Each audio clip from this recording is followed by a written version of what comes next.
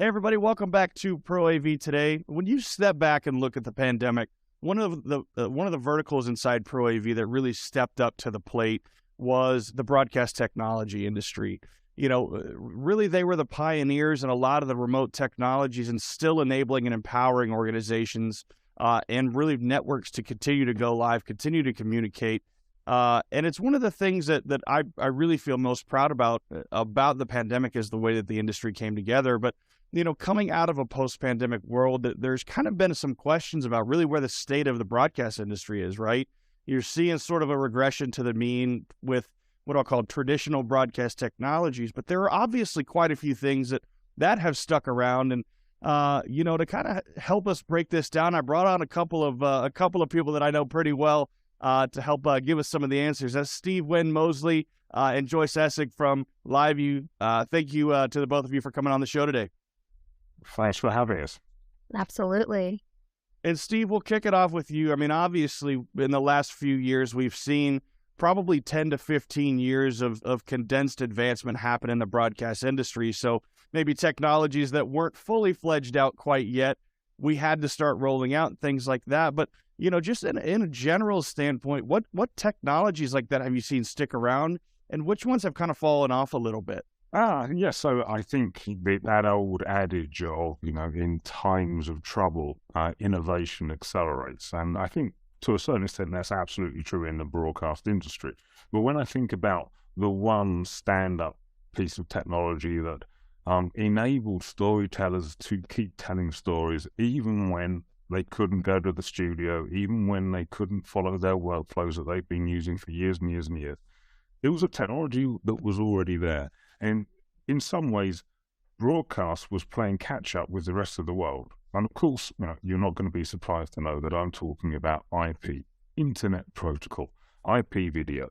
Without IP video, and particularly things like MRT, and NDI and SRT, but without those protocols, without the ability to move rich content, I mean video and audio, over IP across existing networks, then many of our broadcasters would have been resorting to even more reruns. We know what audiences think about those, right? So live production really had to take a hard look in the mirror during the pandemic and look for the technologies that were tried and tested and that could be brought to the fore. And I think, as I said, remote production powered by IP, being able to step beyond the constraints of location, but more importantly, to be able to do the things that two-way communication, thinking about how you can start to use compute in different areas and beginning to push into some commoditized componentry so that the cost of production started to fall, so that ultimately more stories from different verticals and different niches could be brought to the fore. For me, that was the standout moment. Well, Steve, that's a great point, right? Really the big sticking point is IP video. And Joyce, you probably saw this really firsthand, that one of the challenges of almost mass and immediate adoption of IP-based workflows is that there's so much re-education that has to happen. And even from a LiveU standpoint, right? And you guys don't always make necessarily every single piece of gear in the control room, but you guys have quite a bit of interoperability with all those pieces of gear. There's so much re-education that has to happen. Talk about some of the ways that you guys saw specifically, whether it was through LiveU or just general industry education, that the industry kind of stepped up to the plate and really taught people, whether it's in emerging markets or existing markets, about some of these new tech. So no, I think that the pandemic really accelerated the need to get information out about live streaming. People needed to find ways to connect during the pandemic, and they needed that two-way communication. So I think that really forced people to not only adopt live video, but figure out how to do it in a high-quality way, is make that investment in our technology. So lucky enough, we have, we have gear for every kind of level of production. We have a LiveU Solo, now a new Pro encoder, and that really is kind of a prosumer product. So that was kind of people's entry into this streaming market. And then as they got more education through communication with us and going on user groups and different Facebook groups, LinkedIn groups, and really sharing their stories and how do I make this workflow work for me and the existing gear that I have, that kind of conversation really spurred people to get up on this technology. You're exactly right. There was a lot of make it work and try and figure it out on the fly happening. And, Steve, obviously kind of sticking on the IP-based workflows. One of the things that at-scale IP workflows enable is remote or REMI production. Obviously in 2020, 2021, those were really dominating the conversation. Have you seen a pullback a little bit, maybe in 22, 23, and going into next year in 24 about those conversations? Not at all. I think REMI, remote or decentralized production, has just become a thing. When you think about what are you trying to do with your content pipeline, you're trying to make it as effective and as efficient as possible. Really, you're trying to shorten it, if you can kind of take that analogy.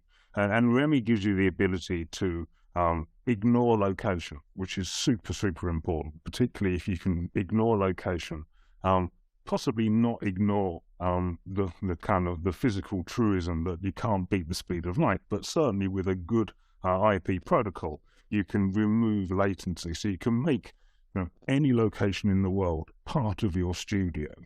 That's important across many, many different verticals. One being, it means that you can start to work with the talent you want to work with from around the world. So you can have your producer in Milan, you can have an audio guy sitting downtown San Antonio, and of course you can have your on-screen talent, obviously, in the UK.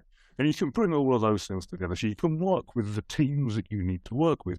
But more importantly, you can go to where the story is when the story is happening. Right? And that's really, really important if you want to be ahead of your news cycle, or if you want to bring your fans deeper into the story that you're trying to tell.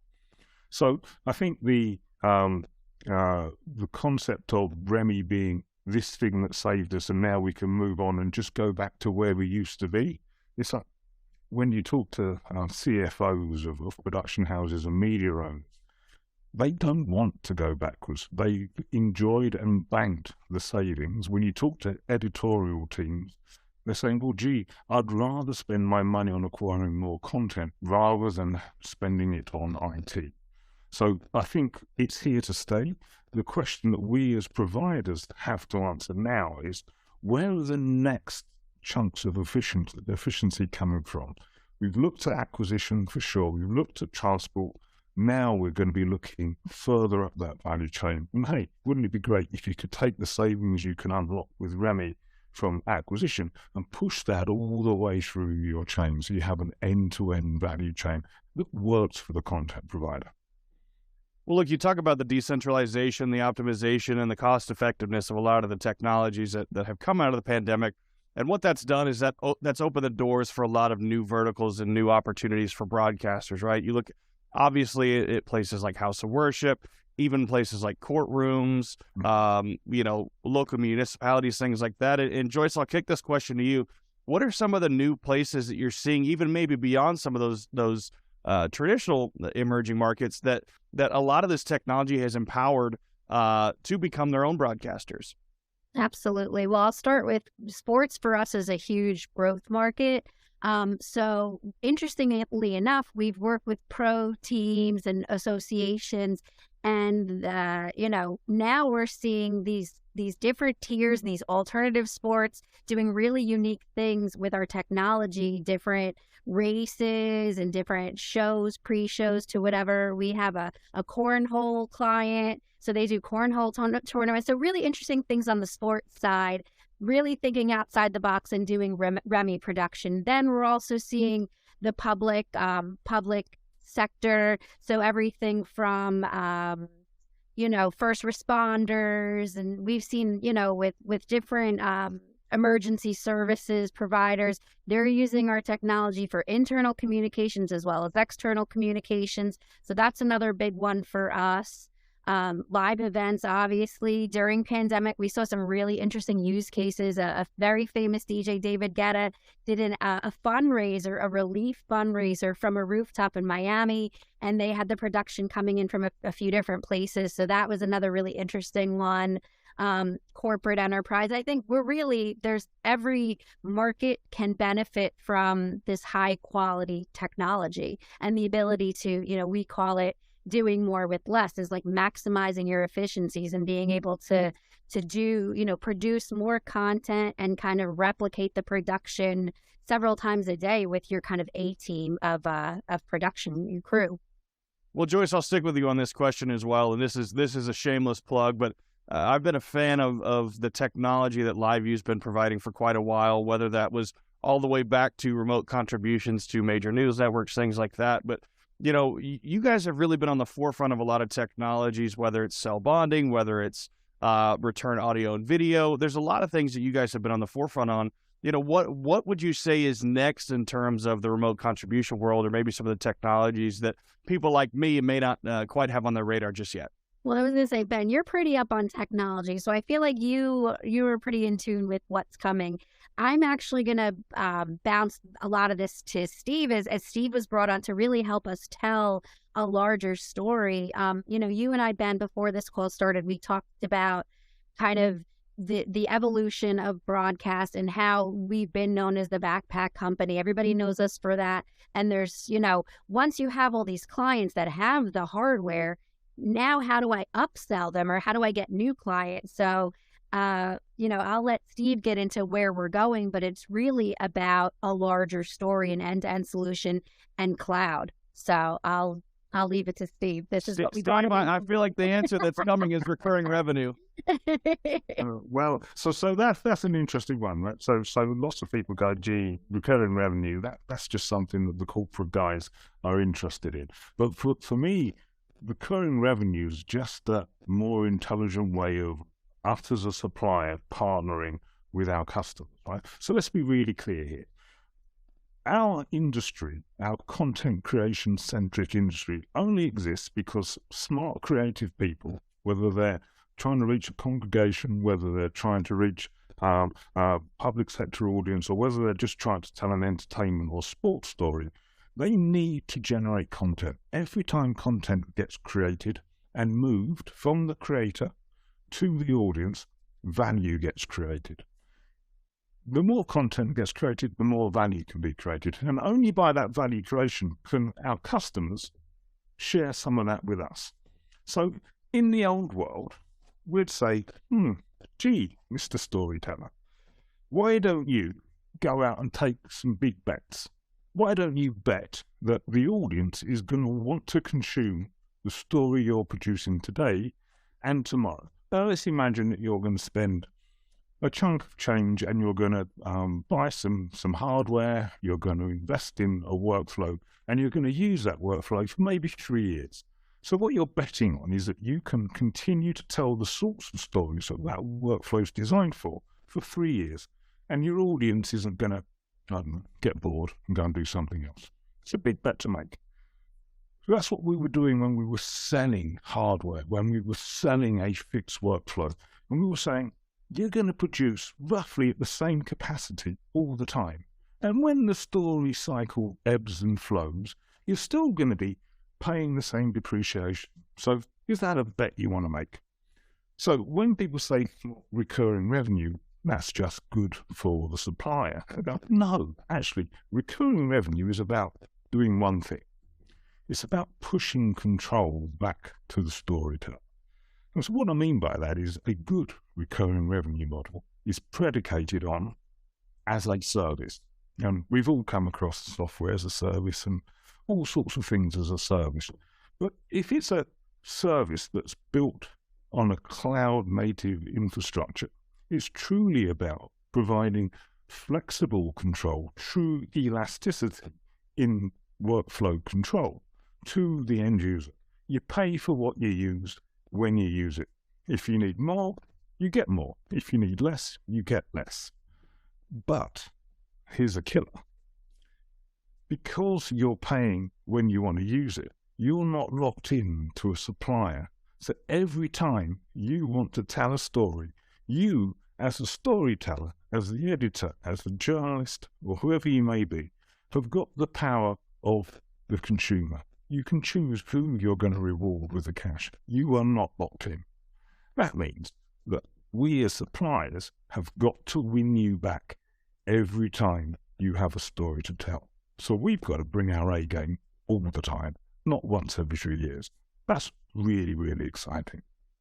Well, Steve, I love that answer, right? And I mean, obviously, we're all adults here, and we'd be remiss if we didn't recognize that, especially in the broadcast hardware industry, there's a lot of challenges right now. You start talking about recurring revenue, we've really kind of saturated in a lot of ways the hardware market because of COVID and because of technologies that demanded, broadcast innovation. And I love kind of just going back to the IP point that we talked about earlier. I love that this idea of true decentralization is really where the industry is going, right? No longer is it about three gentlemen or, in a room that are pushing buttons to make sure a news broadcast goes off seamlessly, right? It's about true decentralization, about remote contribution, about conversations happening globally. And I think that it's an exciting time because there's a lot of innovation continuing to happen and a little bit of uncertainty too in the market from a revenue standpoint. But I'm very, very excited about hearing the conversations that you guys are having, especially going into the new year, and looking forward. And it's something that's really refreshing to hear. And I appreciate both of you being very candid with your answers today and coming on the show. Oh, thanks for having us. I mean, I will say that we spent a lot of time talking about the future and cloud and all that sort of good stuff. But as Joyce said, LiveU is famous for having the best backpacks, the best way of going to where the story is beyond the built environment. So constraints are something that we think we need to conquer for the content creator. So when we look into the future, are we going to sit on our laurels about where we are with our backpacks? No. There's some amazing innovation coming down the pipeline, which I'd love to share with you, but we're talking about some of that in NAB, so I want to keep some powder dry for that. Yes, there's a how do we help you use the right compute in a location-agnostic manner. So is that cloud? Is that hybrid? Is that on-prem? Well, the question really is, what's right for you? What's right for your workflow? But how can we make that much more simple? And of course, the secret sauce as I look at this stuff is LRT. LRT is designed to make traversing high-quality video over problematic networks simple. Right? So when we take LRT and push it through an end-to-end workflow, what value can we unlock together? That's a really, really interesting story that we're going to help tell with our customers and partners over the next 24 months. Well, look, you talked about shows like NAB and obviously things like Infocom, ISE, IBC. It's going to be exciting to see not only what you guys have going on this year, but seeing what the entire broadcast community has. We look forward to seeing you guys out at all those shows. But Steve and Joyce, we appreciate you coming on Pro AV today.